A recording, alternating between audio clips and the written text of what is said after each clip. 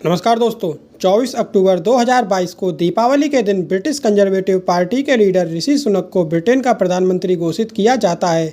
यह कोई चुनाव नहीं जीते बल्कि इनकी पार्टी के द्वारा ही इन्हें प्रधानमंत्री बना दिया जाता है।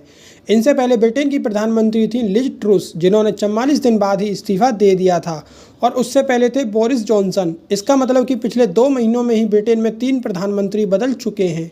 तो आखिर क्या है इसकी वजह और क्या चल रहा है ब्रिटेन में, जिसकी वजह से एक के बाद एक प्रधानमंत्रियों को बदला जा रहा है, जानेंगे इस वीडियो में। लेकिन वीडियो शुरू करने से पहले आप इस चैनल को सब्सक्राइब कर लीजिए, क्योंकि इस चैनल पर आपको मिलेगी एकदम ऑथेंटिक जानकारी, वो भी एकदम आसान भाषा में। तो दबा दीजिए इस लाल बटन को।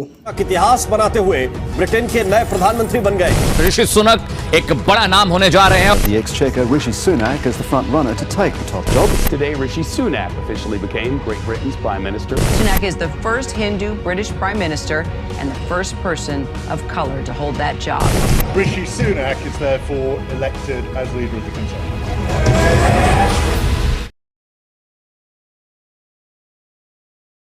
ये कहानी शुरू होती है साल 2019 से, जब इंडिया में लोकसभा के इलेक्शंस चल रहे थे। उसी समय ब्रिटेन में भी जनरल इलेक्शन चल रहे थे। ब्रिटेन में यह इलेक्शन 2 पार्टियों के बीच में हो रहा था। एक थी कंजर्वेटिव पार्टी और दूसरी थी लेबर पार्टी। कंजर्वेटिव पार्टी की तरफ से लड़ रहे थे बोरिस जॉनसन और लेबर पार्टी की तरफ से लड़ रहे थे जेरेमी कॉर्बिन। इनके हाउस ऑफ कॉमन्स में टोटल 650 सीट हैं, जिनमें से 365 सीट कंजर्वेटिव पार्टी को मिली और 202 सीट लेबर पार्टी को। नतीजा यह हुआ कि कंजर्वेटिव पार्टी पूरे बहुमत के साथ जीत गई और बोरिस जॉनसन को प्रधानमंत्री बना दिया गया। लेकिन 3 साल बाद बोरिस जॉनसन ने अपने प्रधानमंत्री के पद से इस्तीफा दे दिया। इस इस्तीफे के पीछे एक नहीं बल्कि कई कारण थे, लेकिन मेन कारण था उनका जनता के सामने और अपनी पार्टी के सामने कॉन्फिडेंस खो देना। नवंबर 2021 में इनके एक एमपी ओवन पीटरसन को सस्पेंड किया जा रहा था, क्योंकि उन्होंने लॉबी के रूल्स को तोड़ दिया था। इनके सस्पेंशन को रोकने के लिए बोरिस जॉनसन व्हिप लागू कर देते हैं। व्हिप एक ऐसा कानून है जो यह फैसला करता है कि उनकी पार्टी किस तरफ वोट देगी, चाहे उस पार्टी के लोग कुछ भी चाहते हों। उन्हें उसी तरफ वोट देना होगा जिधर लीडर बोलेगा। वैसे यह सिस्टम इंडिया में भी एग्जिस्ट करता है। कभी कभी जब लोकसभा या राज्यसभा में कोई इंपॉर्टेंट बिल आता है, उस समय व्हिप को लागू कर दिया जाता है और बिल पास हो जाता है। इस दौरान बोरिस जॉनसन एक करप्ट और बेईमान इंसान को बचाना चाहते थे। ये थी इनकी पहली गलती। और 30 नवंबर 2021 के दिन एक खबर वायरल होती है, जिसमें यह कहा जाता है कि जिस दिन पूरे लंदन में लॉकडाउन लगा हुआ था, उस समय इनकी पार्टी के मेंबर्स इनके ऑफिस में पार्टी करने लग रहे थे। मतलब लोगों को घर से निकलने तक की परमिशन नहीं थी और यह लोग जनता के पैसों से पार्टी कर रहे थे। फिर 7 दिसंबर 2021 को एक वीडियो सामने आता है, जिसमें प्राइम मिनिस्टर ऑफिस की सेक्रेटरी एलेग्रा स्टेट्स इस पार्टी का मजाक बनाती हैं। Would the Prime Minister condone having a Christmas? What's the answer? I don't know. I didn't. Wasn't the party, it was cheese and wine. Is cheese and wine all right?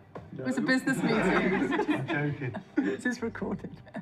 This fictional party was a business meeting. ये video leak हो जाती है और फिर बाद में इन्हें resign देना पड़ता है। फिर इसके बाद एक तीसरी कंट्रोवर्सी होती है, जिसमें बोरिस जॉनसन के ऊपर वॉलपेपर गेट कंट्रोवर्सी में इलेक्शन कमीशन के द्वारा बोरिस जॉनसन पर 18,000 पाउंड का फाइन लगाया जाता है। उसमें बोला जाता है कि बोरिस जॉनसन को अपने घर के रिनोवेशन के लिए सिर्फ 30,000 पाउंड सरकार की तरफ से दिए गए थे, और उनके रिनोवेशन में जो खर्च आया है वह है लगभग 2 लाख पाउंड, और बोरिस जॉनसन इस खर्च का हिसाब नहीं दे पा रहे थे। इसके बाद 10 जनवरी 2022 को एक और खुलासा होता है, जिसमें बोरिस जॉनसन के सेक्रेटरी मार्टिन रेनॉल्ड्स का एक ईमेल लीक हो जाती है। इस ईमेल में वो लगभग 100 लोगों को प्रधानमंत्री के घर पर पार्टी का इनविटेशन दे रहे थे, वह भी ऐसे समय में जब पूरे यूके में लॉकडाउन लगा हुआ था। फिर बाद में पता चलता है कि इस पार्टी को खुद बोरिस जॉनसन ने भी अटेंड किया था। यह खबर मीडिया में फैल जाती है और फिर बाद में बोरिस जॉनसन को जवाब देना पड़ता है।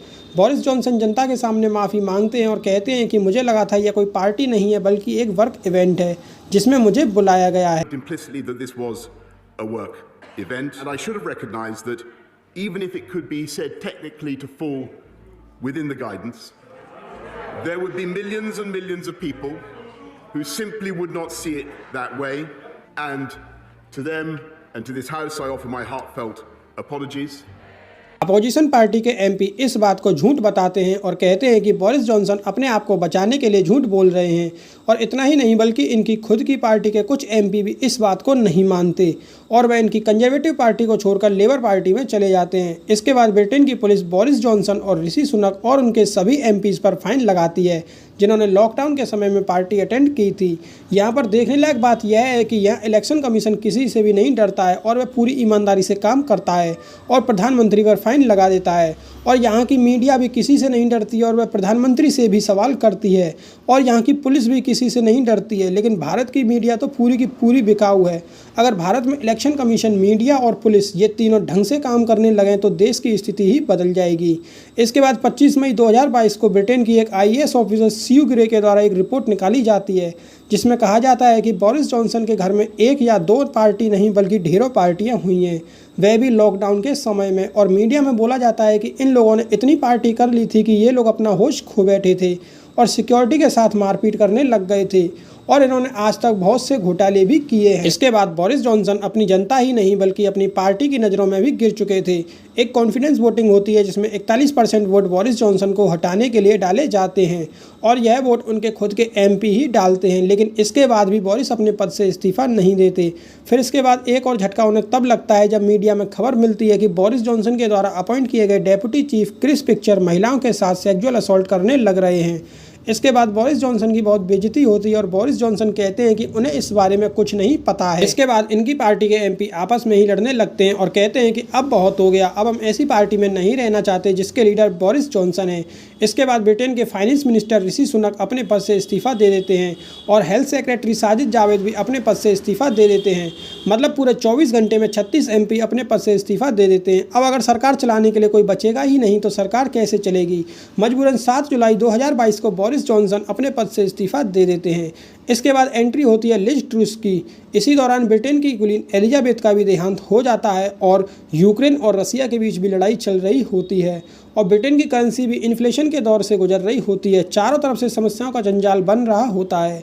यूके की इकोनॉमी गिरती चली जा रही होती है और स्कॉटलैंड अपने आप को यूके से अलग करने की धमकी दे रहा होता है। वैसे इन सब समस्याओं के पीछे यूके का ब्रेग्जिट का फैसला था।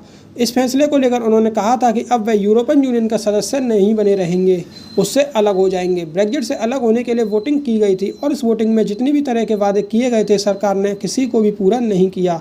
उन्होंने कहा था कि रोमिंग चार्जेस नहीं बढ़ेंगे लेकिन वो बढ़े। उन्होंने कहा था कि खाने के दाम नहीं बढ़ेंगे लेकिन उन्हें भी बढ़ाया गया। उन्होंने कहा था कि इंपोर्ट एक्सपोर्ट के चार्जेस कम किए जाएंगे लेकिन ऐसा नहीं किया गया। Tonight, the global aftershocks after that vote in Britain, and for so many around the world, a stunning result. Deciding to leave the European Union to go it alone. Brexit से अलग होने के बाद इनके फिशरीज का काम भी कम हो गया। ज़्यादातर लोग जिन्होंने ब्रेग्जिट से अलग होने के लिए वोट किया था वे अब पछतावा कर रहे थे। बोरिस जॉनसन के इस्तीफे के बाद यूके में पार्टी के अंदर ही दोबारा इलेक्शन कराए जाते हैं। वहां पर नियम यह है कि जिस भी शख्स को चुनाव लड़ना है वह अपने साथ 100 MP का सपोर्ट लेकर आएगा और 100 MP के सपोर्ट के साथ दो कैंडिडेट सामने आते हैं, ऋषि सुनक और लिज ट्रूस। 57% वोट के साथ लिज ट्रूस जीत जाती हैं और इसके बाद लिज ट्रूस को ब्रिटेन का प्रधानमंत्री बना दिया जाता है। इस समय लिज अपने सामने काफ़ी समस्याएं थीं, जिनमें से एक थी ब्रिटेन की इकोनॉमी को ग्रोथ कराना। ये एक बहुत बड़ा प्लान पेश करती हैं और यह कहती हैं कि 50 से भी ज़्यादा टैक्स को कट किया जाएगा। पिछले 100 सालों में भी जिन टैक्स को कट नहीं किया गया उनको भी कट कर दिया जाएगा, जिससे अमीर लोगों का पैसा गरीब लोगों तक पहुंचेगा। आइडिया यहाँ पर ट्रिकल डाउन इकोनॉमिक्स का था, लेकिन इनका ये आइडिया बुरी तरह से फेल हो जाता है। यूके के पाउंड की वैल्यू बहुत नीचे गिर गई और इनके इंटरेस्ट रेट बहुत हाई हो गए। IMF ने भी लिज ट्रूस को कहा था कि इस प्लान को बंद कर दो और टैक्स को दोबारा शुरू कर दो। लिज ट्रूस जिस वक्त इस प्लान को पेश कर रही थी उनके साथ में चांसलर क्वासी कार्टोंग थे। इस प्लान के फेल होने के बाद वह पूरा आरोप क्वासी कार्टोंग पर डाल देती हैं और उन्हें अपने पद से हटा दिया जाता है और अगला चांसलर बनाया जाता है जेरेमी हंट को। यह चांसलर बनते ही सबसे पहले उन सभी फैसलों को वापस ले लेते हैं जो लिज ट्रूस ने किए थे। लोगों को लगता है कि देश तो जेरेमी चला रहे हैं। लिज ट्रूस की इज्जत अपनी जनता और अपनी पार्टी मेंबर्स के सामने गिर जाती है। इसके बाद एक ओपिनियन पोल कराया जाता है जिसमें सिर्फ 10% वोट ही लिज ट्रूस को मिलते हैं। इनकी खुद की पार्टी के लोग भी इनका सपोर्ट नहीं करते और फिर बाद में 19 अक्टूबर 2022 को एक पार्लियामेंट सेशन होता है जिसमें लिज ट्रूस के खिलाफ बोला जाता है। इसके बाद 20 अक्टूबर 2022 को लिज ट्रूस ना चाहते हुए भी अपने पद से इस्तीफा दे देती हैं। इसी साल लेबर पार्टी एक बिल पेश करती है जिसमें कहा जाता है कि यूके में फ्रैकिंग सिस्टम को बैन किया जाना चाहिए। फ्रैकिंग एक ऐसा सिस्टम है जिसमें ज़मीन के अंदर से तेल निकाला जाता है, लेकिन इसकी वजह से ज़मीन के अंदर में पानी में पॉल्यूशन मिल जाता है और पानी पीने लायक नहीं रहता और ज़मीन के ऊपर के वातावरण को भी बहुत नुकसान होता है। कंजर्वेटिव पार्टी सोचती है कि अगर यह कानून पास हो जाता है तो जनता का पूरा समर्थन लेबर पार्टी को मिल जाएगा और हम अपना पूरा कॉन्फिडेंस खो देंगे। इसलिए कंजर्वेटिव पार्टी एक व्हिप लागू करती है जिसके तहत सभी एमपीज को ना चाहते हुए भी इस बिल के अगेंस्ट वोट करना पड़ता है। इसके बाद अपोजिशन पार्टी के क्लाइमेट मिनिस्टर कहते हैं कि इस व्हिप को कॉन्फिडेंस मोशन की तरह नहीं लिया जाएगा। ये सुनकर कंजर्वेटिव पार्टी के एमपीज में हल्ला मच जाता है और वो कहते हैं कि हम तो ना चाहते हुए भी एनवायरनमेंट के अगेंस्ट जाकर इसलिए वोट कर रहे थे ताकि हमारी पार्टी बची रहे, और अब कह रहे हो कि इसे कॉन्फिडेंस वोट की तरह नहीं लिया जाएगा, तो हम तो भाई अपनी मर्जी से ही वोट करेंगे, ना कि इस व्हिप के तहत। इसके बाद कंजर्वेटिव पार्टी और लेबर पार्टी के बीच में बहुत ही बहस छिड़ जाती है। इस पार्लियामेंट सेशन के बाद लिज ट्रूस के होम सेक्रेटरी भी इस्तीफा दे देते हैं और अब इस सब के बाद कंजर्वेटिव पार्टी समझ चुकी थी कि अब अगर इलेक्शन हुए तो हम तो नहीं जीतने वाले, क्योंकि हमारी पार्टी की इज्जत जनता के सामने बहुत गिर चुकी है। जनता समझती है कि ये पार्टी देश चलाने के लायक नहीं है और इस पार्टी में तो आए दिन घोटाले होते रहते हैं। अब दोबारा इलेक्शन होते हैं और ऋषि सुनक 100 एमपीज का समर्थन सबसे पहले पा लेते हैं। इसी दौरान बोरिस जॉनसन भी इलेक्शन के लिए अप्लाई करते हैं और उन्हें 100 एमपीज का समर्थन नहीं मिल पाता और 22 अक्टूबर 2022 को वो इसे काउंटर करते हुए कहते हैं कि अब मुझे प्रधानमंत्री बनने में कोई इंटरेस्ट नहीं है। इसी दौरान पीएम इलेक्शन के लिए एक लेडी पेनी मोर्डेंट भी अप्लाई करती हैं, लेकिन उन्हें 100 एमपीज का सपोर्ट नहीं मिल पाता, तो एकमात्र बचते हैं ऋषि सुनक और उन्हें घोषित किया जाता है ब्रिटेन का नया प्रधानमंत्री। ऋषि सुनक के प्रधानमंत्री बनने से इंडियंस काफ़ी प्राउड फील कर रहे हैं, और करें भी क्यों ना, इंडियन ओरिजिन का व्यक्ति उस देश का प्रधानमंत्री बने जिसे 200 सालों तक भारत पर राज किया हो, तो ये तो प्राउड की बात ही है। वैसे सुंदर पिचाई और सत्य नडेला जैसे लोगों ने भी भारत का नाम विदेशों में काफ़ी हायर पोजीशन पर जाकर रोशन किया है। तो इस वीडियो में हमने बात की है ऋषि सुनक के ब्रिटेन के प्रधानमंत्री बनने के बारे में। उम्मीद है आपको वीडियो पसंद आई होगी। पसंद आई तो इसे लाइक कीजिए, शेयर कीजिए और ऐसी अमेजिंग वीडियोस देखने के लिए चैनल को सब्सक्राइब कीजिए।